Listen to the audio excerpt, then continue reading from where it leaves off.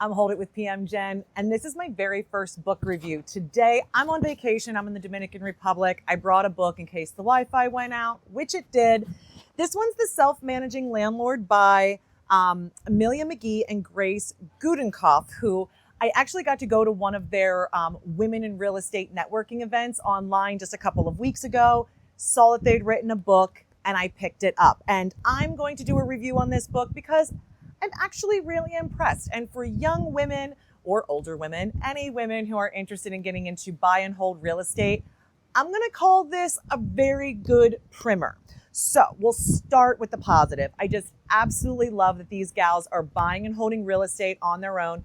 They're doing it themselves. They're huge proponents of self-managing. And a lot of what's in this book is helping you figure out how to do that yourself, what sort of checklists and processes and standard operating procedures you need. So very, very good practical information. They feature women in their case studies and their Instagram handles. So if you want to follow these other women that are in real estate, it's a really great way to kind of get about a dozen or 15 people that you're following right away, on top of Amelia and Grace, of course. It's a pretty comprehensive and realistic look at managing your properties yourself. I think they don't gloss over too awfully much, and maybe if they do, it's just because of their short duration in the industry. Just they haven't experienced it yet. But I think everything they've experienced, they've really put into this. This represents a huge effort on their part. I love that these are really smart ladies. They clearly are really smart at running businesses. Whatever they were doing before this to get investable funds, they are smart at this. They understand systems and they understand how to hire people and hold them accountable. So I really love that approach they brought to this book. They don't oversimplify what they talk about in this book. So when they talk about problems or things that they faced, they're very vulnerable. They share their mistakes, where they went wrong, where they really wish they would have done things differently, and they own it. They're accountable to this, which is a real change of pace, and I think is a feature of this being written by women who are trying to support and teach other women how to do this. And I know when men produce things, they have the same goals, but a lot of times I see oversimplification and a lack of vulnerability in how they tell their stories that to women is a little alienating because we sense risk differently and we approach risk differently. So these ladies are talking about exactly what I talk about as Hold It with PM Jen. Risk exists. We're never going to get around it, but we certainly can mitigate it. This business is worth figuring that out.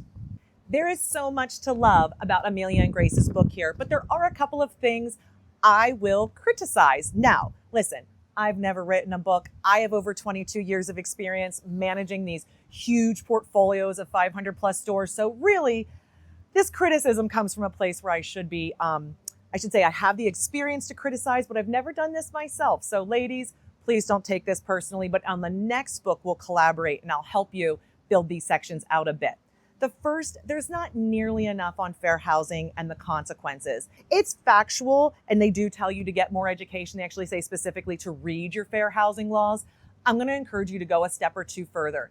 The laws are not clear enough for us to just simply read them and abide them in something as complex as housing and with people. So it's super complicated. The law is clear, although variety of situations make it difficult to count on that. Okay, so that's my criticism. That should have been at least like a 10-page chapter.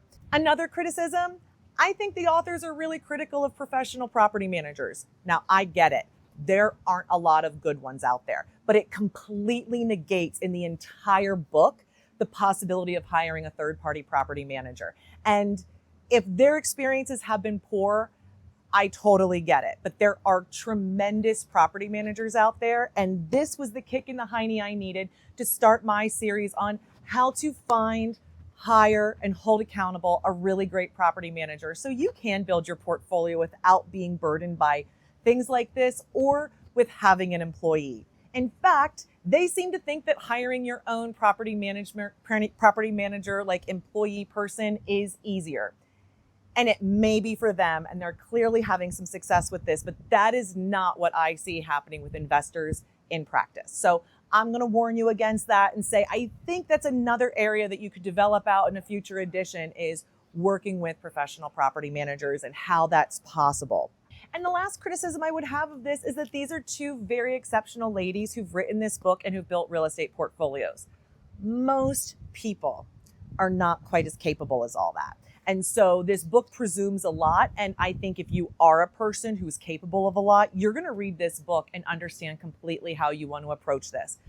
But if you're not, if you're interested and attracted to buy and hold real estate, but you read a book like this and say, listen, I'm never going to make a checklist about what I do at this point or that point, then there needs to be another road for you to go down. And in real estate, there's so many different ways to do this. Buy and hold is just one that I'm particularly passionate about, but there's a lot of other ways. And I think that would be an interesting perspective, is to have somebody who wants to do this and how do they have the kind of control you're encouraging them to have. So that was my very first book review. I changed how I was addressing it a couple of times, both addressing the authors and people who read this book. But listen, I do recommend it, and I think it is a must-have for those of you who are getting into this business. Even if you're not there yet, let's start looking at what it could look like.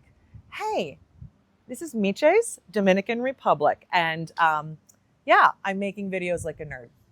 See ya.